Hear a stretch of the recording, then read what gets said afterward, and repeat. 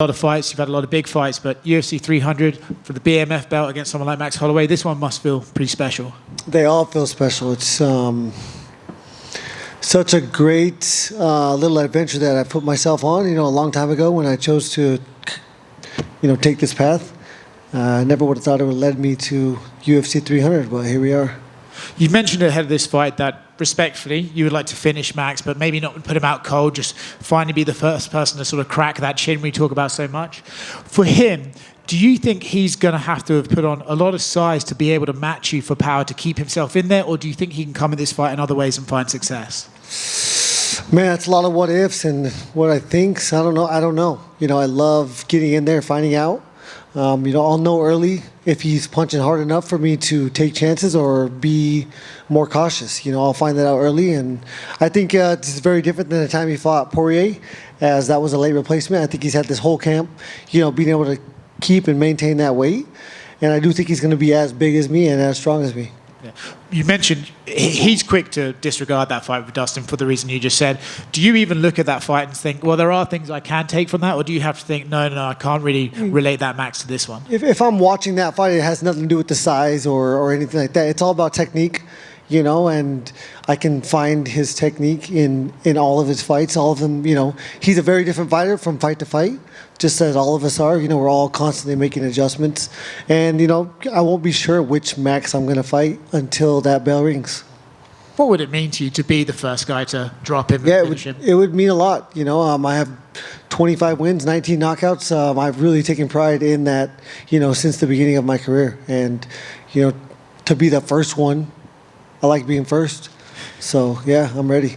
What are the stakes in this fight for you? Obviously, there's a BMF belt on the line, right? But we're hearing talks that maybe Dustin could be fighting for the lightweight title next. Are you even thinking about that, or do you just have to think, hey? No, I know with the win here, I fight for the belt. I know with the loss here, that all goes away. So that's what I'm fighting for. Is there a chance, if Islam were to fight in June, you could end up being called to fight back in Abu Dhabi, and is that something you'd even consider? I don't play what ifs, but you don't pass up a championship opportunity. I do want my time. I do think June would probably be impossible for me, as every time I fight is a traumatic life experience, and I need to go home. I need to, unwind, take care of my body, take care of my head. But I have coaches and a manager that ultimately make those decisions. So if they say go, I go. This one right here.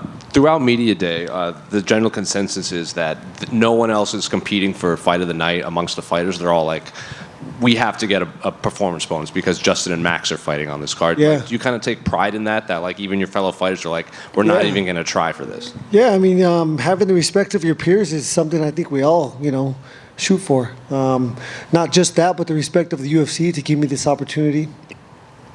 Every time you see someone in this thing, you only see the Gaethje versus Holloway thing on the television, so it looks like it's the main event. Sure. Well, kind of going off of that, was there any chance that you would have just been the actual main event before they added Alex and Jamal? Wrong dude. I don't know. What do you make of the custom fight kits? I love it. Yeah, they called me. They said, "What do you want?" I said, "I want to represent the United States of America." If I ever had a chance, that's what I asked for a long time ago. I didn't want to go full Apollo Creed because I don't like to be flashy. And yeah, I mean, anytime I can represent my country, this is such a worldwide sport, and not a lot of people truly represent this country, and I'm that guy. Speaking of the custom shorts, Max had input on his design on the floor. Did you have any input on yours, or was it just you told him, hey, I want this, this, and this? And I said I wanted to look like a U.S. flag, and then I sent them a picture of those shades, those colors, black and gray. I wasn't looking for anything special. I don't need to be shiny or flashy. I do my talking with my fists. Fair enough. And there's also footage of you celebrating Dustin Poirier's win over Benoit Saint-Denis when he got the knockout. Is that a guy that, no matter what time you're in, he's going to be like one of those guys you always have respect for in and out of the cage? Yeah, I mean, for one, I'm always going to cheer for my fellow Americans, and especially I love to see these vets and us old guys holding off these young lions. They're coming for us, but the longer we can hold them off, the better for me, the better for all of us. The longer I stick around. Justin, just curious. After we spoke the other day, a couple of the things were, maybe Mark Coleman wrapping the belt around the winner of this, and some $300,000 bonuses. Any word on either of those things might happen from what you've heard? Oh, I haven't asked. I won't ask nobody. I think the $300,000 thing is a little bit far-fetched, but I think $100,000 is probably, hopefully going to happen. They did it for UFC 100. Can't see why. We're all making a lot more money now than from UFC 100. So I think 100 G's is good for every finish on the card. Justin, down here to your right, you fought a lot of high caliber fighters throughout your career. Where does Max Holloway rank in that list? Tony Ferguson, Dustin Poirier, Cowboy Cerrone. These guys are all, future Hall of Famers. So it's huge. It's huge for my legacy. It's huge for my resume. I've been watching this guy. I'm older than him, but I was watching him way before I ever thought about being in the UFC. And yeah, this is the guy that I looked up to. So it's cool to see how far I've come and where hard work will get you. And I remember after your interim title win, you didn't really want anything to do with the belt, but with this BMF belt, not to say that you're parading around everywhere with you, but obviously you hold it seemingly in high regard. Would that be a fair assessment? Again, I think it's awesome. I wouldn't, if I didn't have the respect of the company that I fought for, I would not be in this position. That's what I'm most proud of, and also the fans. The fans respect it. The fans in turn respect me.